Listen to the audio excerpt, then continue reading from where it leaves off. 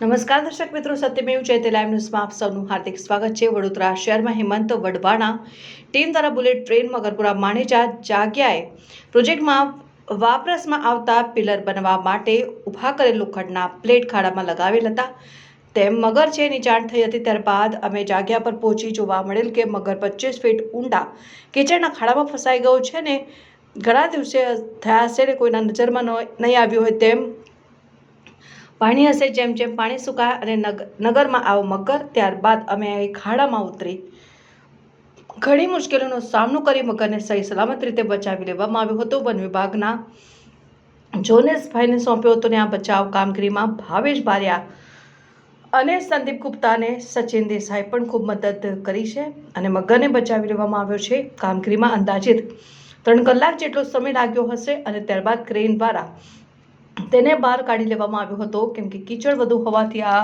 કામ ક્રેનની મદદ લેવામાં આવી હતી। નમસ્કાર વડોદરા, મારું નામ હેમંત કુમાર રાકેશભાઈ વઢવાણા છે અને આજ રોજ અમારે બપોરના સમયે ભાવેશભાઈ બારિયા દ્વારા અમને જાણ કરવામાં આવી હતી કે એક મગર છે ખાડાની અંદર ફસાઈ ગયો છે। ઘણા દિવસથી મગર હશે પણ કોઈના નજરમાં ના આવ્યો, જેથી કરીને આજે જ્યારે બી પાણી જગ્યાનું ખાલી કર્યું તે જગ્યા પર કીચડની અંદર મગર હતો।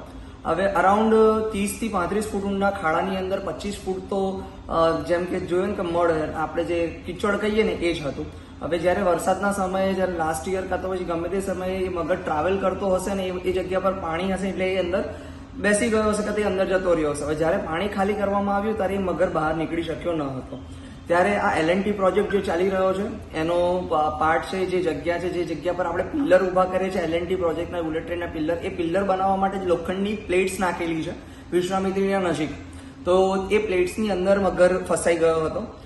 બપોરે 2 વાગ્યાના સમયે મને આ જાણ થઈ હતી ને ઘટના સ્થળ પર અમે લોકોએ પહોંચીને જોયું હતું કે મગર છે, 6 ફૂટનો મગર છે, એક કોર્નર સાઈડ, એક કહેવાય ને કે ખૂણાની અંદર જ એક એક્સેસિબલ જગ્યા હતી જ્યાં હું જઈ શકું અને એ મગરને રેસ્ક્યુ કરી શકું અને એ મગરને બહાર લાવી શકું।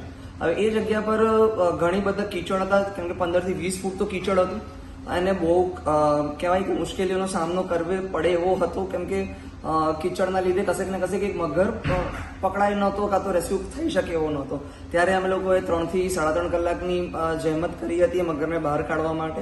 સહી સલામત રીતે અમે મગરને ક્રેન દ્વારા બહાર કાઢી લેવામાં આવ્યો હતો કારણ કે એ જગ્યા પરથી બહાર નીકળવું, જે જગ્યા પર મગર હતો, જે જગ્યા પર ખાલી જગ્યા હતી, એ જગ્યા પરથી બહાર નીકળવું બહુ જ મુશ્કેલ હતું મેન્યુઅલી। તો અમે લોકોએ ક્રેનની મદદ લીધી હતી અને ક્રેનની મદદથી અમે લોકોએ મગરને બહાર લિફ્ટ કરી અને ઉપર મૂક્યો હતો અને સહી સલામત રીતે આ ઓપરેશનની અંદર સંદીપ ગુપ્તા, ભાવેશ બારિયા અને હું હેમંત વઢવાણા, સચિન દેસાઈ અને ફોરેસ્ટ ડિપાર્ટમેન્ટના જિગ્નેશભાઈ પરમાર દ્વારા પણ સહયોગ રહ્યો હતો અને અમારા ટીમ દ્વારા આ મગરનું રેસ્ક્યુ કરીને ફોરેસ્ટ ડિપાર્ટમેન્ટને સુપ્રત કર્યો છે।